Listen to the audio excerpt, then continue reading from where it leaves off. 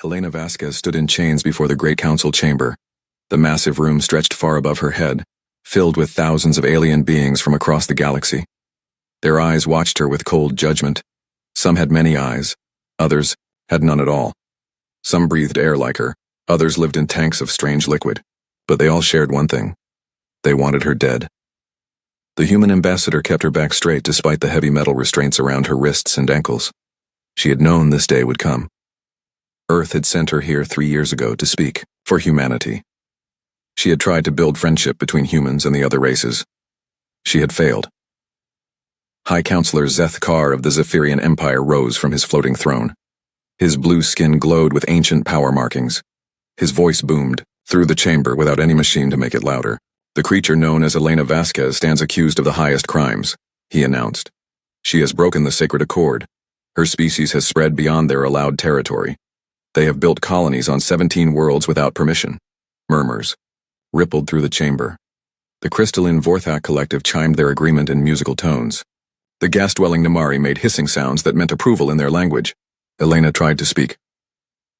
Honored Council, we only sought to... Silence. Zethkar's eyes flashed. Your species was granted one system, one small yellow star, and its planets.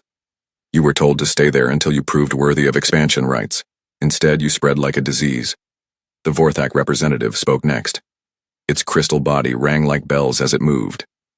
The humans show the classic signs of a dangerous species. They reproduce quickly. They consume resources without limit. They show aggression toward peaceful neighbors. We never attacked anyone, Helena said, her voice carrying across the chamber. Every world we settled was empty. We brought life to dead planets. Lies, hissed Namari Ambassador Yothsil from within his gas tank. Our sensors detected weapons on your colonies, military installations disguised as research stations. Helena felt her heart beat faster. They had discovered some of humanity's preparations. Not all, she hoped, but enough to be dangerous. She had to try to protect her species one more time. Those were defensive measures only. We learned from history that the galaxy can be dangerous. We wanted to protect our families, our children. Any species would do the same. Zethkar laughed, a sound like grinding metal. Your species has existed for barely 50,000 years. The Zephyrian Empire has ruled for over 2 million years. We know danger when we see it. Humanity is that danger. The trial, if it could be called that, continued for 2 more hours. Other council members spoke about humanity's crimes. They talked about human ships seen in restricted space. They mentioned human traders asking too many questions about military, bases, and government centers.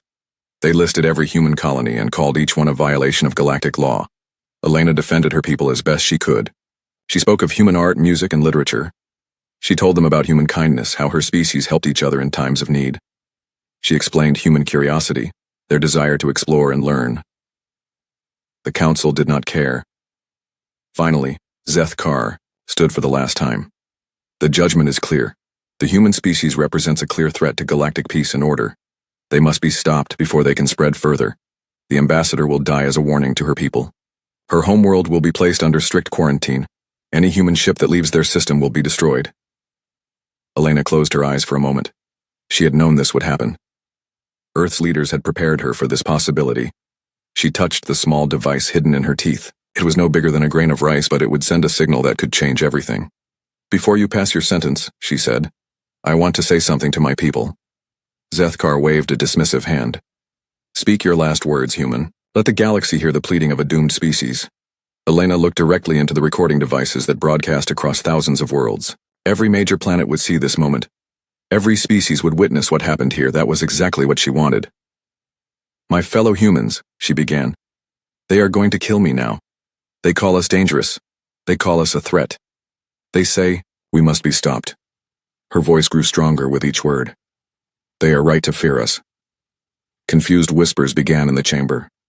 This was not the begging they expected. We offered them friendship. We offered them cooperation. We came here with open hands and peaceful hearts, but they have chosen to see us as enemies. Helena smiled, and for the first time, it was not a diplomat's smile. It was something else entirely. You have no idea what you have just awakened. She bit down hard on the device in her teeth. It cracked and dissolved, releasing chemicals that her body quickly absorbed. The signal went out instantly. traveling faster than light through quantum channels that the Council did not even know existed. Across the galaxy, on dozens of worlds in hundreds of hidden locations, humans received a simple message. Protocol Omega is now active. Sethkar snarled. Enough of this theater. Execute the human. The Namari executioner moved forward, its weapon charged and ready. Elena did not try to run or beg. She stood straight and looked at the Council one last time. My death changes nothing, she said. You still do not understand what humanity really is. You think we are weak because we tried peace first. You think we are few because you only see our diplomats and traitors. You think you know us because you watched us for 3 years, the ID. Weapon powered up with a high whining sound. You are wrong about everything, Elena whispered. The energy beam struck her chest. Elena Vasquez, first human ambassador to the Galactic Council, died instantly. Her body fell to the chamber floor with a soft thud. The council members nodded, in satisfaction. The human threat had been dealt with. Their executioner would be broadcast across human space as a warning. The dangerous species would be contained in their single system until they could be properly dealt with. Sethkar gestured to his aides. Send word to our fleets. Begin the blockade of the human system. Any ship that tries to leave is to be destroyed, immediately. We will deal with this species properly when we have time. But deep in space, far from the council chamber, things were already changing. Human ships that had been catalogued as harmless cargo vessels began to power up systems that were not supposed to exist. Research stations on distant worlds started transmitting on frequencies the council had never detected. Sleeper agents who had lived among alien populations for years opened sealed orders they had hoped never to receive.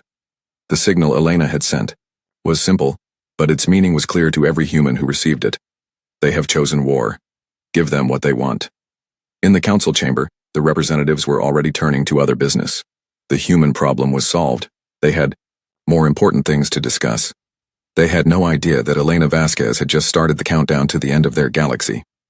President Chen Wei sat in the emergency meeting room deep below the surface of Earth. The room had no windows, no decorations, nothing except a large table and 20 chairs. Around the table sat the most powerful humans in the world. They had been called here within an hour of Elena's death. Chen looked at the faces around the table. Some showed anger, others showed grief. A few showed fear. Defense Minister Jackson was red with rage. Foreign Secretary Morrison was quietly crying. They had all known Elena personally. She had been Earth's best diplomat, chosen specially for the mission to the Galactic Council. Ladies and gentlemen, Chen began, we are here because our ambassador is dead. The aliens have rejected every attempt at peaceful contact. They have threatened to destroy any human ship that leaves our solar system. This is murder. Jackson slammed his fist on the table. They killed an innocent woman whose only crime was representing her species. We should respond with force immediately. With what force? Asked Secretary Morrison. We have maybe 50 ships in our entire space fleet. They have thousands. Our weapons are barely capable of interplanetary travel. Their technology is thousands of years ahead of ours. Chen listened to the argument that followed. It was exactly what he had expected. Most of the civilian leaders wanted to try more diplomacy. Some wanted to hide and hope the aliens would forget about Earth. Others wanted to fight despite the impossible odds. None of them knew the truth. Chen looked at Admiral Sarah Torres, who sat quietly at the end of the table. She was a small woman, with gray hair and calm eyes. She had said nothing during the entire meeting. Most people in the room forgot she was there. That was exactly how she liked it. Admiral Torres, Chen said, you have been unusually quiet. What is your assessment of our situation? Torres stood up slowly. She walked to a wall panel and placed her hand on it. The scanner read her fingerprints, her palm print, her DNA, and something else that no one in the room knew about. The panel beeped softly and slid away.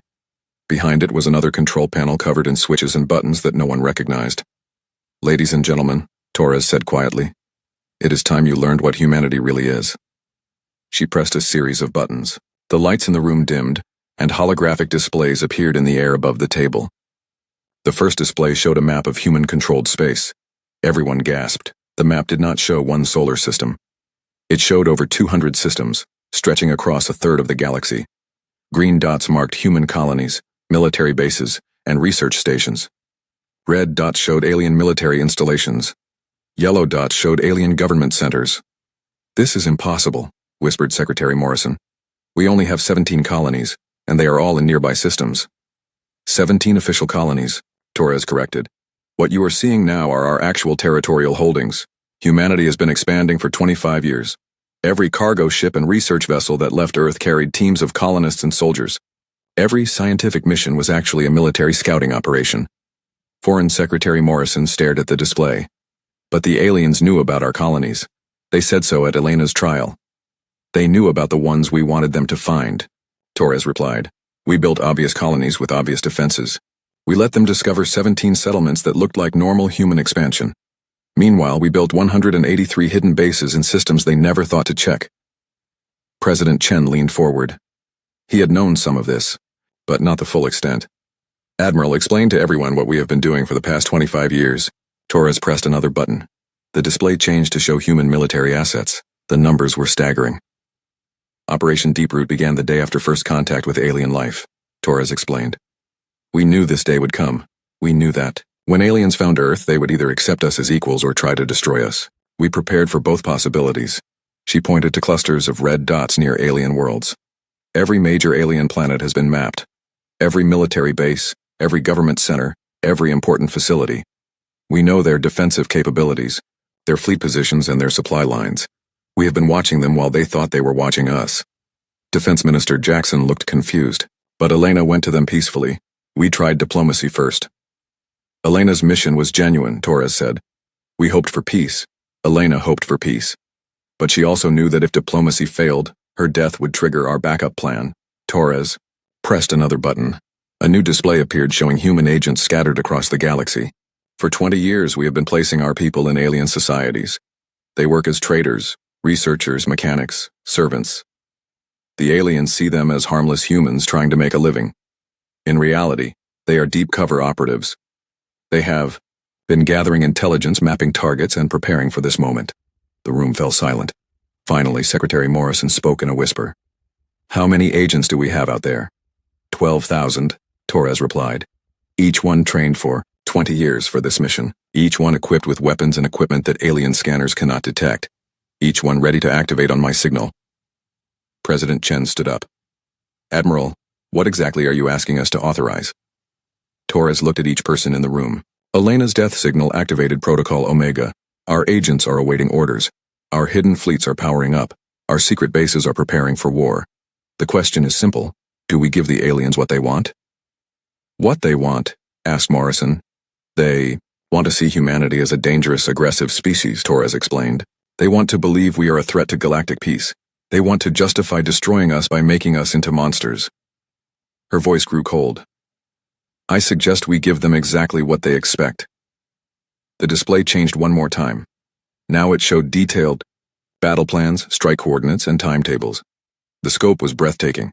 Every major alien world would be hit simultaneously. Every important military installation would be destroyed within the first hour. The entire galactic government would collapse before they could even send a distress signal. This is genocide, whispered Foreign Secretary Morrison. No, Torres corrected. This is survival. They chose to make us enemies. Elena tried to make us friends and they killed her for it. Now they get to see what humanity looks like when we stop pretending to be harmless. President Chen looked around the room.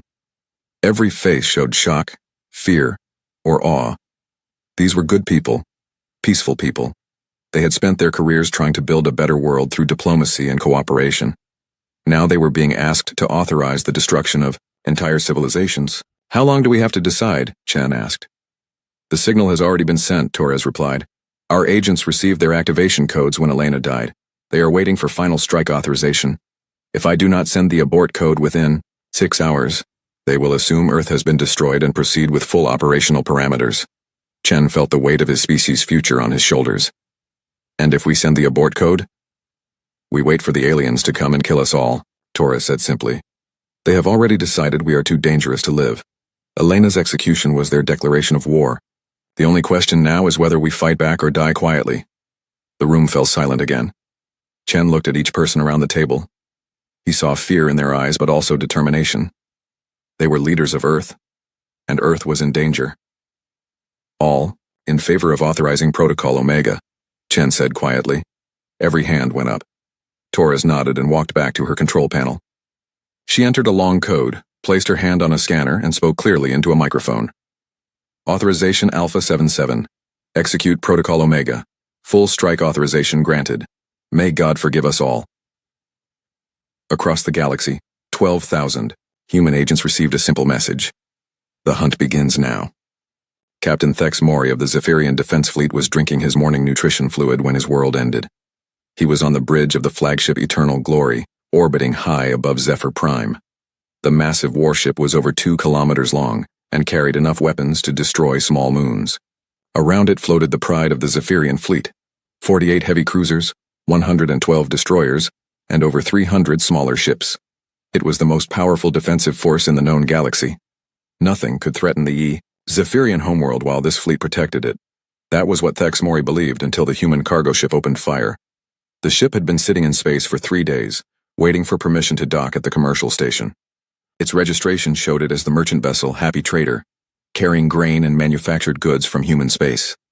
The ship was small, ugly, and completely harmless. When it suddenly unfolded like a metal flower, Thex Mori nearly choked on his drink.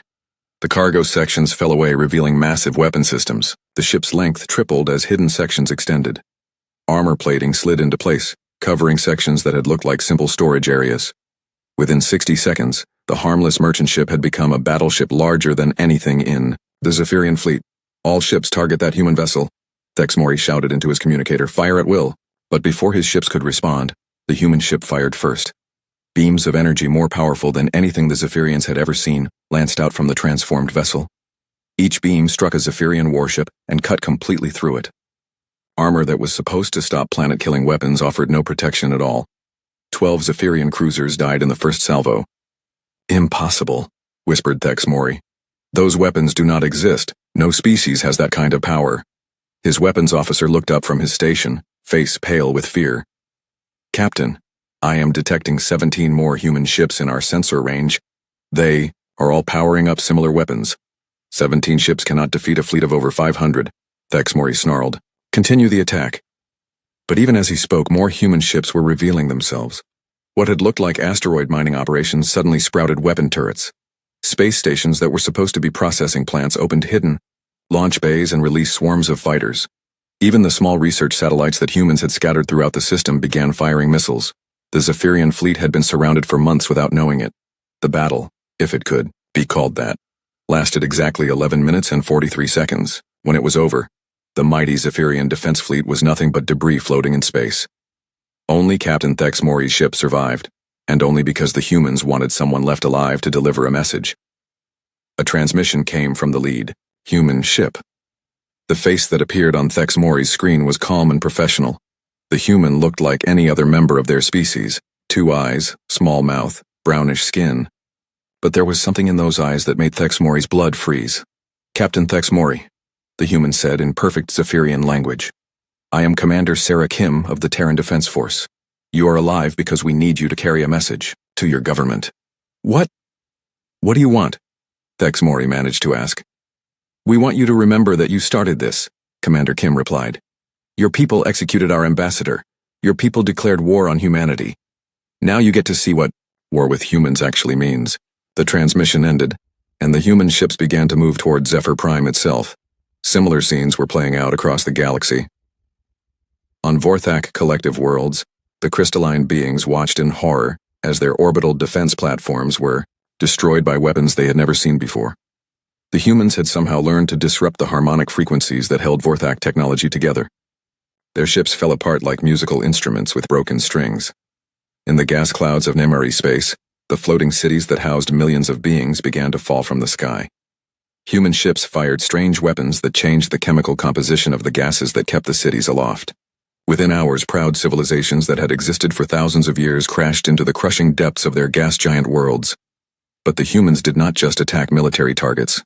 They attacked something much more important. They attacked the truth.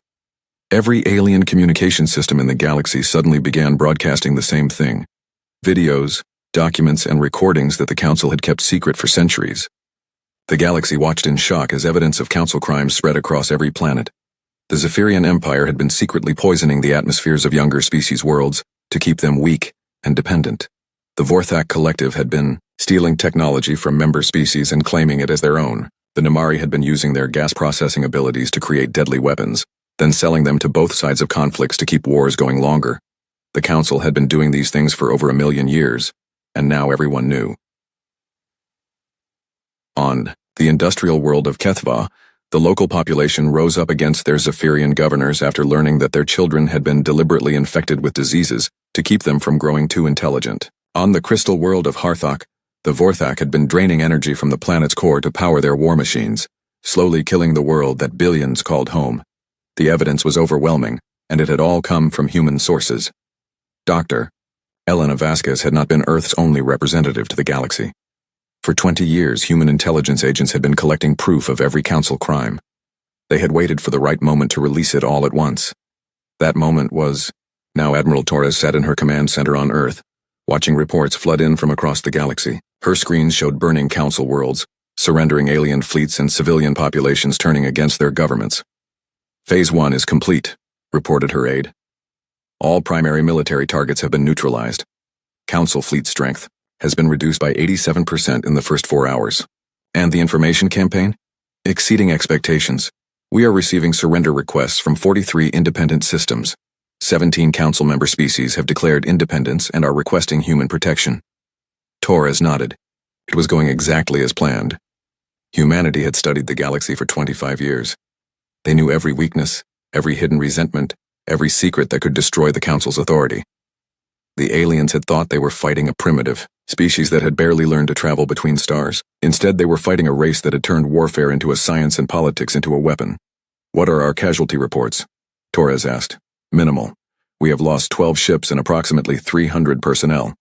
Enemy casualties are estimated at over 2 million. Torres felt no satisfaction at those numbers. Every dead alien represented someone's family, someone's friend, but the Council had made this choice when they decided humanity was too dangerous to live. Now they were learning that they had been right about one thing. Humanity was dangerous. The difference was that humans were dangerous by choice, not by nature. They had offered friendship first. They had tried peace. They had sent their best diplomat to speak for them. When the galaxy responded by executing that diplomat, humanity had shown them what they looked like when they stopped trying to be peaceful. Send a message to all Council worlds, Torres ordered. Any planet that surrenders now will be spared. Any species that continues to resist will be dealt with accordingly. And if they ask what dealt with accordingly means? Torres looked at the tactical display showing human forces moving toward the remaining Council strongholds. Each red dot represented a target that would soon cease to exist. Tell them to ask the Zephyrian Defense Fleet, she said quietly. High Councilor Zethkar ran through the burning corridors of his palace, trying to reach the emergency bunker. Behind him, he could hear the sounds of his guards dying as human soldiers moved through his home like ghosts. 3 weeks had passed since the first human attacks, 3 weeks of watching his empire crumble piece by piece. The humans did not fight like any enemy he had ever faced. They did not want to conquer territory or steal resources. They wanted something much worse. They wanted to destroy everything the Council had ever built. Zethkar reached the bunker door and pressed his hand to the scanner. The massive door began to slide open, its ancient mechanisms grinding slowly. Almost there. Just a few more seconds and he would be safe behind armor, thick enough to stop starship weapons. A human voice spoke from the shadows behind him. Going somewhere, Counselor? Zethkar spun around. A human woman stepped out of an alcove that should have been empty. She was small, wearing simple clothes that looked like servant garments. In her hand was a weapon that looked like a child's toy. You, he whispered. You are the cleaning woman. You have worked in this palace for 5 years. Agent Sarah Martinez, Terran Intelligence, the woman corrected. And I have been waiting 5 years for this moment. Zethkar looked at the bunker door. It was almost fully open now. If he could just reach it before she fired. I would not recommend it, Martinez said calmly. This weapon fires plasma rounds. That will cut through your natural armor like paper. You will be dead before you take 2 steps. What do you want? Zethkar asked. I want you to understand something, Martinez replied. For 5 years I cleaned your floors. I emptied your waste containers. I served food to your guests. And every day I watched you plan the deaths of innocent people. She gestured to a wall screen that was showing news from across the galaxy. Council worlds were surrendering by the dozen. Alien civilians were cheering as human forces liberated them from Council rule. The great empire that Zethkar's ancestors had built over millions of years was dying in a matter of weeks. Your species could have been our friends, Martinez continued. Elena Vasquez came to you with open hands and peaceful words. She offered you partnership, trade, cultural exchange. All the good things that different species can share. Your species is dangerous, Zethkar snarled. We had to protect the galaxy from you. Dangerous? Martinez laughed, but there was no humor in the sound. Counselor, let me tell you what dangerous really means. Dangerous means we spent 20 years learning everything about your species. Your biology, your psychology, your fears, your weaknesses. She pressed a button on her weapon. The display changed to show biological readouts and psychological profiles. We know that Zephyrians become terrified when exposed to high-frequency sounds. We know that your reproduction depends on specific atmospheric conditions. We know that your entire species has a genetic weakness to certain viruses. Zethkar's eyes widened in fear. We could have killed every Zephyrian in the galaxy with a single biological weapon, Martinez said quietly. We could have destroyed your homeworld with sonic weapons that would drive your people insane. We could have made your species extinct within a month, and no one would have known we did it.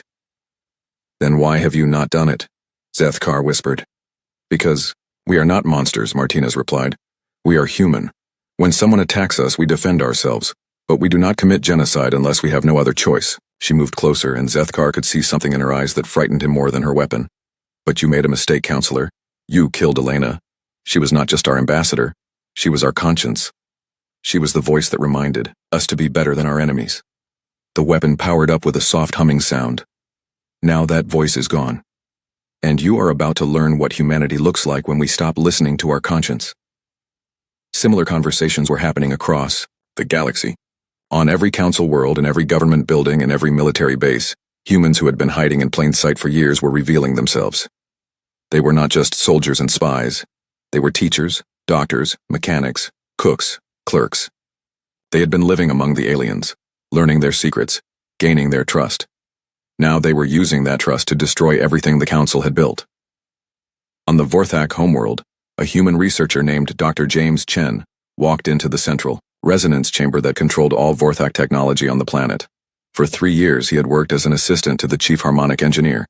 The Vorthak had taught him their most secret knowledge, believing he was just a curious alien. Scientist Dr. Chen placed a small device next to the main harmonic crystal. The device was no bigger than his thumb, but it contained technology that the Vorthak could never understand. When activated, it would change the frequency of their central crystal by exactly 0.003%. Such a small change. But it would cause every piece of Vorthak technology on the planet to stop working. Their lights would go out, their transportation would fail, their communication systems would go silent, and their life support systems would shut down, leaving 10 billion Vorthak to suffocate in their crystal cities. But Dr. Chen did not activate the device. Instead, he sent a message to the Vorthak government. You have 1 hour to surrender unconditionally. If you do not, this planet will become uninhabitable. Choose wisely. The Vorthak leadership lasted 37 minutes before they sent their surrender. In the gas clouds of Namari space, similar scenes were playing out. Human agents revealed that they had been slowly changing the chemical composition of the gas that the Namari breathed. It had taken years, but now every major Namari world was dependent on a specific mixture that only humans could produce. Stop. The supply and the Namari would die within days. The Namari government surrendered without even trying to fight. This was not war as the galaxy understood it. This was something much more sophisticated and terrifying. The humans had turned the aliens' own trust against them. Every act of kindness the aliens had shown to human visitors had been used to gather intelligence. Every secret the aliens had, shared with human researchers, had become a weapon. Admiral Torres watched the surrender reports come in from her command center. Her strategy was working perfectly. The aliens were not being defeated by superior firepower or advanced technology. They were being defeated by superior planning and preparation. Ma'am, her communications officer reported, we are receiving surrender offers from 86 council worlds. They are requesting terms. What terms are they offering? Torres asked. Complete capitulation. They want to know what tribute we require, what territory we claim, and what restrictions we will place on their governments. Torres smiled grimly. The aliens still did not understand what was happening. Send the same reply to all of them, she ordered. We do not want their territory, we do not want their resources. We do not want tribute or slaves or anything they think we might value. Then what do we want? Torres looked at the tactical display showing the locations of every human force in the galaxy. Her people were everywhere now, no longer hiding, no longer pretending to be harmless traders and researchers. We want them to remember, she said. We want every alien child to grow up knowing what happens when you kill a human ambassador. We want every alien government to think very carefully before they threaten humanity again. She pressed a button and spoke into the galaxy-wide communication system that humans now controlled. This is Admiral Sarah Torres of the Terran Defense Force, speaking to all surviving members of the Galactic Council. Your empire is finished. Your fleets are destroyed. Your worlds are under our control. But we are not conquerors. We are teachers. Her words were broadcast to every planet in Council space. You will learn to govern yourselves fairly. You will learn to treat other species with respect. You will learn to resolve conflicts with words instead of weapons. And most importantly, you will learn that humanity is not your enemy unless you choose to make us your enemy. The transmission ended, but Torres was not finished. She had one more lesson to teach the galaxy. She opened a channel to Earth and spoke to President Chen. Mr. President, Phase 4 is complete. We now control 93% of former Council territory. Recommend proceeding to Phase 5. Approved, Admiral. Show them what benevolent conquest looks like. 2 years later, Ambassador Sarah Chen stood in the exact spot where Elena Vasquez had died. The Great Council chamber looked very different now. The ancient seats that had held alien rulers for millions of years were empty. In their place was a simple desk where Chen conducted the daily business of governing the galaxy. The massive room that had once echoed with the voices of 1,000 different species now served as a courthouse where disputes between alien worlds were settled peacefully. Chen wore the same diplomatic uniform that Elena had worn, but with one addition. Pinned to her chest was Elena's ambassador insignia, recovered from the chamber floor after her execution. It served as a reminder of what happened when diplomacy failed. Next case, Chen announced. 2 groups of aliens approached them. Desk. On the left were representatives of the Keth species, small reptilian beings from the Outer Rim. On the right were Zephyrian officials, their blue skin marked with scars from the war. State your dispute, Chen said in the calm tone she had learned from studying Elena's old speeches. The Keth representative spoke first. Honored Ambassador, the Zephyrians are demanding tribute from our mining operations. They claim ancient rights to our system's resources. The Zephyrian official stepped forward. The Keth system was part of our empire for 50,000 years. We developed those mining operations. We have legal claim to— Stop, Chen interrupted, gently. Under the Terran Peace Accords, no species may claim tribute from another based on historical conquest. The Keth system belongs to the Keth people. Case dismissed. The Zephyrian official looked shocked. But we need those resources to rebuild our worlds. Then trade for them, Chen replied. Offer the Keth something they need in exchange for mining. Right. That is how civilized species interact. She turned to the Keth representative. The Zephyrians have excellent construction technology. Your people need help rebuilding after the Council Wars. Perhaps an exchange can be arranged. Both groups looked surprised. They had expected the human to simply impose a decision. Instead, she was helping them find a solution that worked for everyone. After the court session ended, Chen walked through the corridors of what had once been the Council's seat of power. The walls still showed scorch marks from the day human forces had taken the station. But the damage was being repaired not by human workers, but by aliens working together. She stopped at a window overlooking the great shipyard that surrounded the station. Where Council warships had once been built, the aliens were now constructing hospital ships, research vessels, and cargo transports. The galaxy was learning to build things that helped instead of hurt. Ambassador Chen. She turned to see Admiral Torres approaching. The military leader looked older than she had 2 years ago. The burden of conquest had not been easy for any of them. Admiral, how are the integration programs proceeding? Better than expected, Torres replied. The Vorthak Collective has adapted well to self-governance. Their crystal cities are more productive now that they are not sending tribute to Zephyr Prime. The Namari have established trade agreements with 17 species. Even some of the former council members are beginning to prosper. They walked together toward Chen's office. Along the way, they passed aliens from dozens of different species working together on various projects. It was a sight that would have been impossible under council rule, where each species had been kept separate and suspicious of the others. And the resistance movements? Chen asked. Torres's expression darkened. Still active on 12 worlds. Some of the old council loyalists refuse to accept the new order. They are organizing attacks on human facilities and alien governments that cooperate with us. Casualties? Light so far, but they are getting bolder. Last week they attempted to poison the atmosphere on New Keth. If our sensors had not detected it, Chen nodded grimly. This was the part of ruling a galaxy that Elena's diplomatic training had not prepared her for. There were always those who preferred the old ways. even when the old ways meant suffering for billions of people. What do you recommend? Give me permission to end this permanently, Torres said quietly. I can have every resistance cell eliminated. Within a month, the galaxy would be peaceful. At what cost? Torres was quiet for a moment. Perhaps 50,000 lives. All of them people who have chosen to fight against peace and justice. Chen stopped walking. Admiral, do you remember why we fought this war? Because they killed Elena. Before that, why did Elena go to the council in the first place? Torres thought about it. To offer them friendship, to show them that humanity could be trusted. And if we start killing people who disagree with us, what does that make us? Torres looked out, the window at the alien workers building their new future. It makes us the council. Exactly. We did not fight this war to become the thing we destroyed. We fought it to build something better. They continued to Chen's office, where reports from across the galaxy waited for her attention. Food production was up on most worlds. Disease rates were down. Trade between species had increased by 400% in just 2 years. The numbers were impressive, but Chen knew they only told part of the story. The real story was in the smaller details. Schools where alien children learned about other species instead of fearing them. Hospitals where Zephyrian doctors worked alongside Namari nurses to save Vorthak patients. Research stations where the greatest minds of different species worked, together to solve problems that had plagued the galaxy for centuries. Ambassador, her assistant announced, you have a visitor. First contact with a new species. Chen looked up in surprise. New species? From where? The Outer Rim, beyond the old council borders. They call themselves the Thiak. They are requesting permission to establish trade relations. Chen felt her heart race. This was the moment she had been preparing for since taking office. How humanity handled first contact with new species would determine what kind of galactic government they would become. Send them in. The alien who entered her office was unlike anything Chen had ever seen.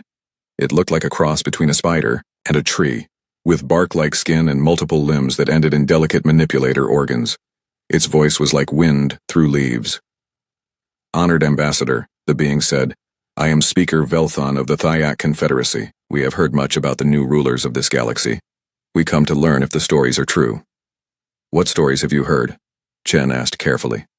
We heard that the old council, which enslaved 1,000 species, has been replaced by a single species that conquered the galaxy in a matter of weeks.